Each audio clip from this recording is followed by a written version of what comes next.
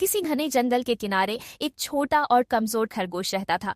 उसका शरीर इतना दुबला पतला था कि उसकी हड्डियां साफ दिखती थी। वह दिन भर बस इधर उधर उछलता और खाने की तलाश करता, लेकिन कमजोरी की वजह से वह ज्यादा तेज दौड़ भी नहीं पाता था। जंगल के बाकी जानवर उसे देखकर हंसते थे, जिससे उसका आत्मविश्वास और भी कम हो जाता था। एक दिन खरगोश जंगल के पास बने एक छोटे से जिम के पास पहुंचा। वहां उसने एक ताकतवर और फिट बिल्ली को देखा, जो भारी वजन उठाकर एक्सरसाइज कर रही थी। खरगोश को यह देखकर बहुत अजीब लगा, क्योंकि उसने पहले कभी किसी जानवर को ऐसे जिम करते नहीं देखा था।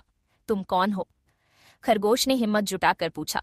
बिल्ली मुस्कुराई और बोली, मैं इस जंगल की सबसे फिट बिल्ली हूँ और मैं यहाँ एक जिम चलाती हूँ। मैं कमजोर जानवरों को मजबूत बनाना सिखाती हूँ। खरगोश की आंखों में चमक आ गई। उसने धीरे से कहा, क्या मैं भी जिम कर सकता हूँ? बिल्ली ने सिर हिलाया और कहा, बिल्कुल, लेकिन तुम्हें धैर्य रखना होगा और मेहनत करनी होगी। अगले ही दिन से खरगोश ने जिम जाना शुरू कर दिया। पहले पहल उसे बहुत मुश्किल हुई। वह जरा सा कसरत करता और तुरंत थक जाता, लेकिन बिल्ली ने उसे हौसला दिया और छोटे छोटे अभ्यास से शुरुआत कराई। हर दिन वह हल्के फुल्के वजन उठाने की कोशिश करता, रस्सी कूदता और दौड़ लगाता।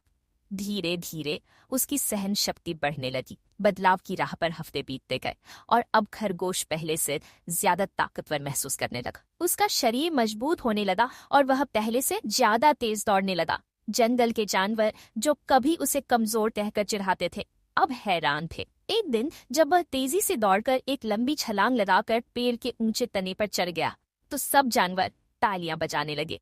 अब वह न केवल तेज दौड़ सकता था, बल्कि अपनी रक्षा भी कर सकता था।